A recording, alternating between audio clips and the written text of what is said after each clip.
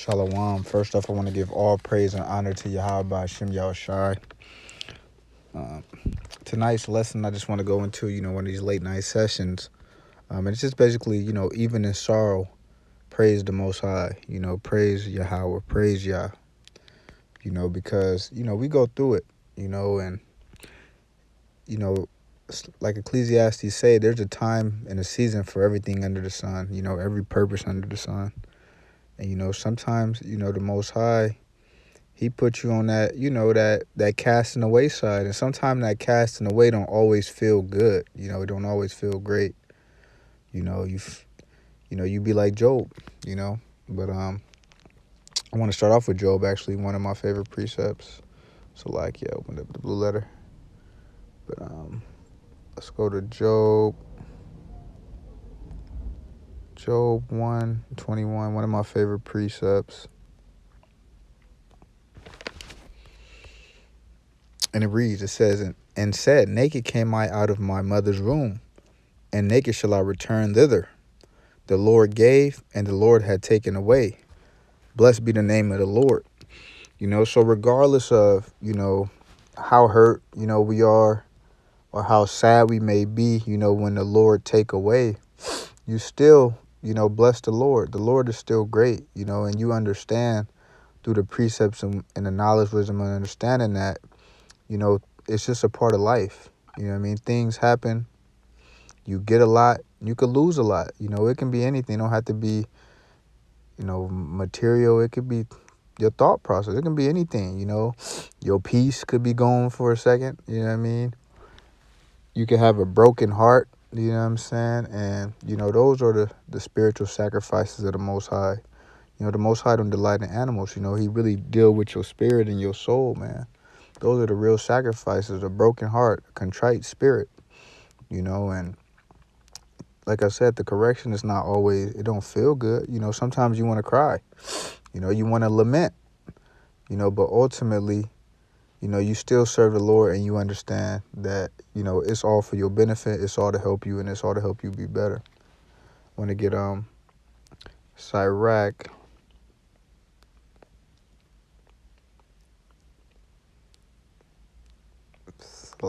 Sirach chapter 2 and verse 4 says, whatsoever is brought upon thee, take cheerfully, and be patient when thou art changed to a low estate. Because it happens, The Lord could build you up, and the Lord could tear you down, but, you got to take it cheerfully. You got to accept it. You got to understand it. Like I said, sometimes it hurts. Sometimes it's easier said than done. But, be patient, man. Be patient. Because I know I'm going through it, and that's kind of why I brought these precepts out. And I know other brothers and sisters go through it. I'm going through it right now. And it's, it hurts, But at the end of the day, the Most High is going to do what he going to do. I can't complain on it. I can't make it a burden. I can't stop keeping the law. None of that. I'm still going to serve the Lord, even when it hurts. This is Sirach 11:12. It says, again, there is another that is slow and had need of help, wanting ability and full of poverty.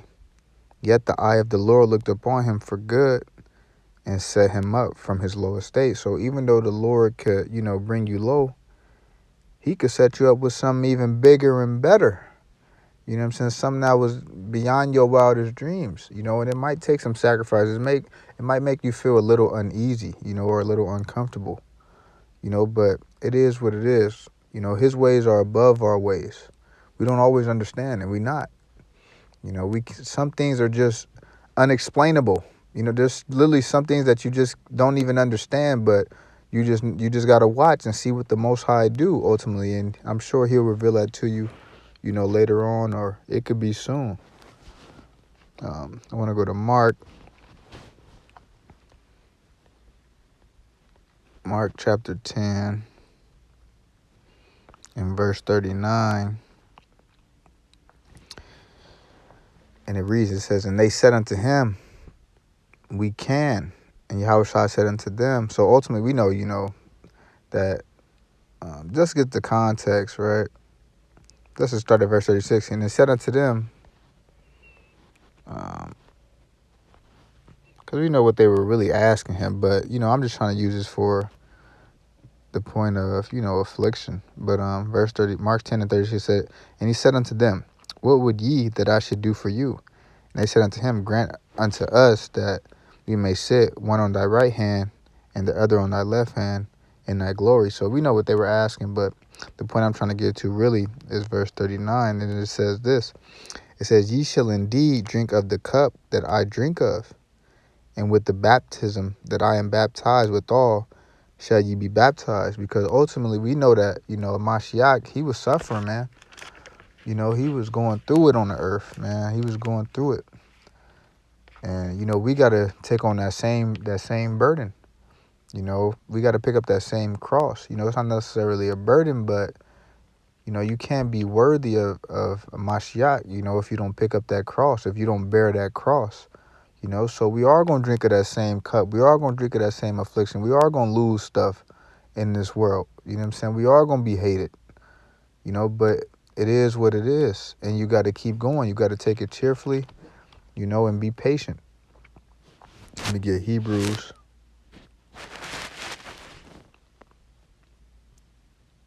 Hebrews chapter 12. And I'm going to start at verse 5. And it reads, it says, and ye have forgotten that exhortation which speaketh unto you as unto children. It says, my son, despise not the chastening of the Lord, nor faint when thou art rebuked to him. Because we be going through it, man. Like I said, I'm going through it right now, and it hurts, but I'm going to keep going. Even though it might look odd to whoever, I could seem selfish, or I could seem a whole lot. I could be seeming evil or whatever, whether it be to my wife, my kids, I could seem wicked, whatever, but I'm not being that, but I'm just, using that as an example. It doesn't always look great. It doesn't always feel great. It's not going to feel great, because we getting rebuked. You get rebuked. You get brought up, you can get brought low, right? It says, for whom the Lord loveth, he chasteneth, and scourgeth every son whom he receiveth. It says, if ye endure chastening, God dealeth with you as with sons. For what son is he whom the Father chasteneth not? So the Lord is going to always test you. He going to always see what you about. He going to see if you fall to the temptations of this world. He going to see, what you do in situations. Are you going to serve him when you at your best? Or are you going to serve him when you at your least? You know what I'm saying? This is not the Christian church, man. This is not, I'm only going to call God when I need him. You know what I'm saying? Brothers don't do that. And sisters don't do that. The real sincere brothers and sisters, they don't do that. We praise the Most High regardless. Whether we up, whether we down. You know what I'm saying? And it's not always great when we down, It might be a little harder. Sometimes you just got that broken spirit, that, that contrite spirit. But is that going to stop brothers from keeping the law? Is that going to stop brothers and sisters from serving the Most High?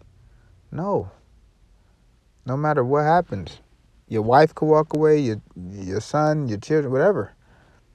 But is that going to stop the true servants from serving the Most High? No, it's not. Verse 8, but if ye be without chastisement, whereof all are partakers, meaning everybody in Israel go through it, right?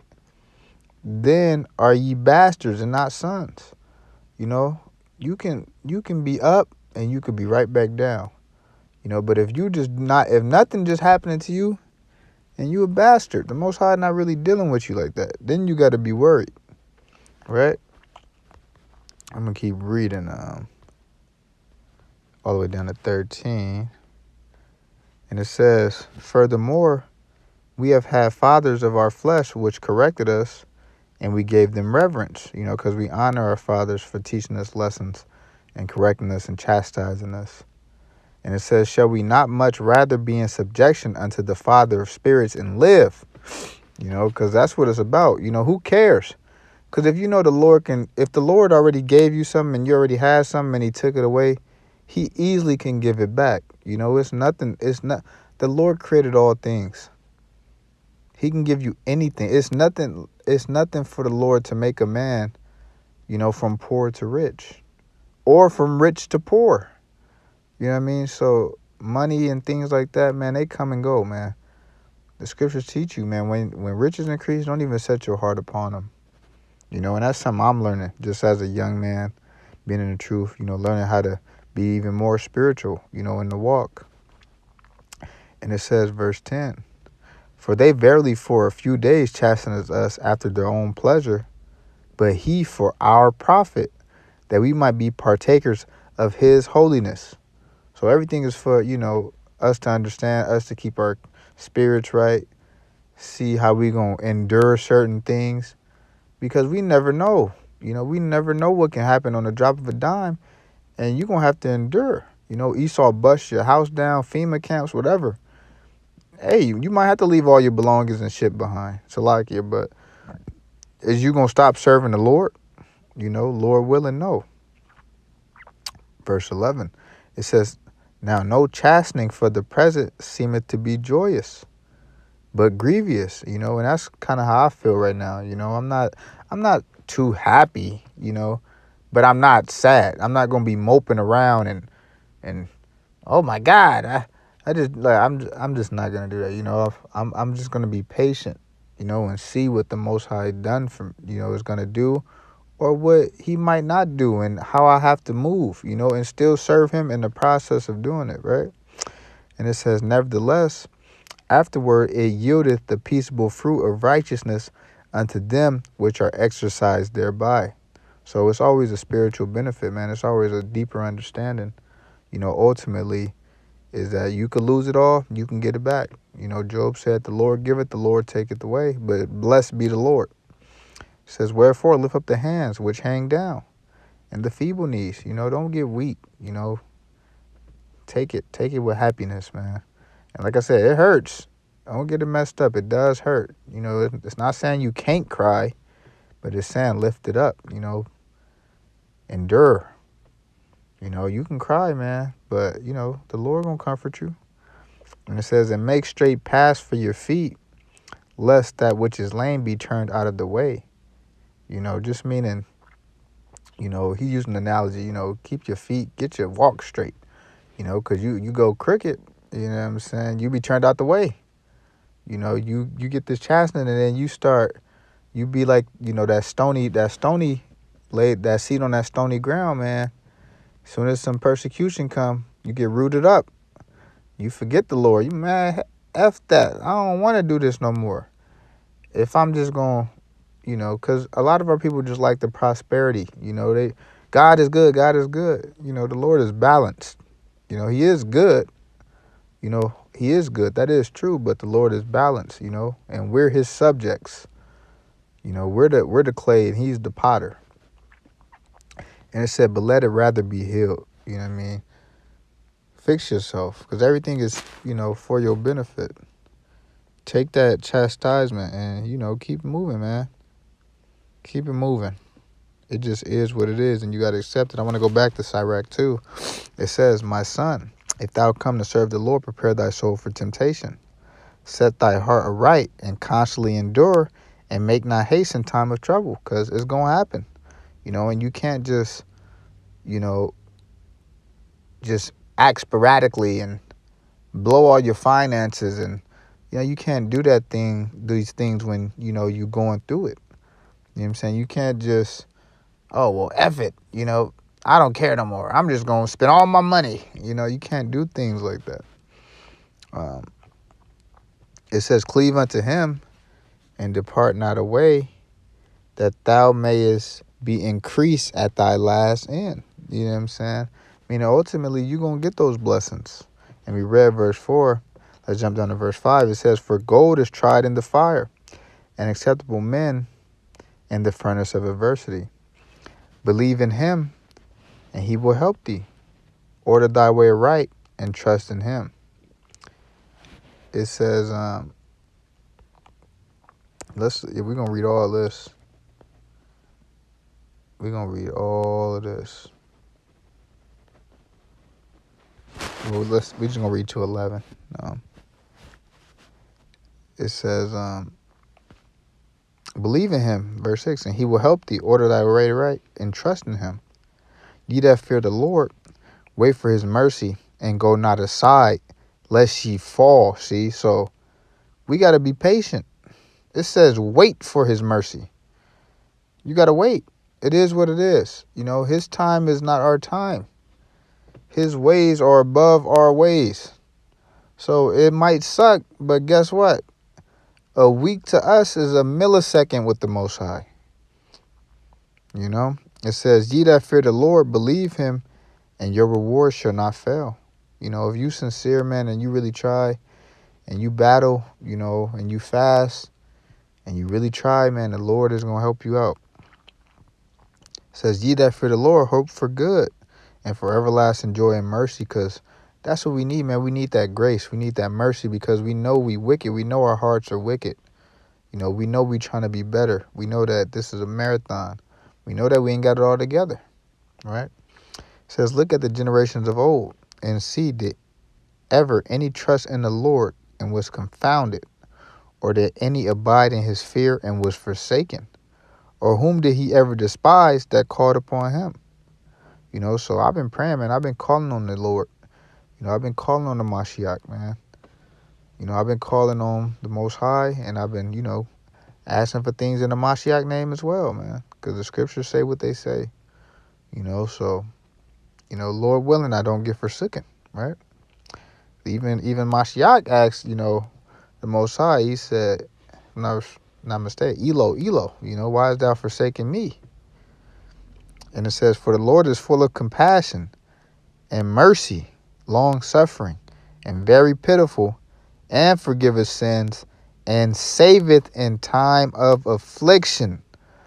It's just be patient, though. He still want to see what you about. You know what I'm saying? He still want to see if you going to serve him if you lose it all. You lose it all. Are you still going to serve him? And Lord willing, you still serve him. Let me get, I was going to Luke anyway. That's crazy that popped up, but not that chapter. Luke chapter 8, verse 6. And this is going into the sower, and it says, and some fell upon a rock, and as soon as it was sprung up, it withered away because it lacked moisture. And when you jump down to verse 13, it's just going into what this means, right? It says, they on the rock are they which when they hear, receive the word with joy, because a lot of us, a lot of our people in this world, they love the prosperity. Oh, I'm an Israelite. Oh, that's cool. Whoop you whoop. Or just look at the Christian church. God gonna do this and God gonna do that and bless you here and bless you there and bless you this and bless you that. And that's all they care about. And it says, and these have no root, which for a while believe, and in time of temptation they fall away, because they're not built for it. They don't really understand how the Most High move. They're not really in these precepts like, the Lord giveth, the Lord taketh away. To everything there's a season, even in your life. Nobody exempt. Like we just read in Hebrews. It said we all suffer that. We all the children of the Most High, we go through it. We go through it. Whether it's, a woman serving her husband, sometimes it be grievous to her, Whether a man, serving the Lord, sometimes it be grievous to everybody around them. You know what I'm saying? But around him, or, sometimes the Lord whoop us, whoop our butts as men. And it be grievous to us, but we know we got to serve him right. We know that. And let me get one last precept, and I'm going to end it there. I'm going to end it after this precept, man. But the purpose is, I'm going to serve the Lord. It is what it is. Things hurt, things happen. But I'm still going to try my best to the best of my ability to handle my business, man.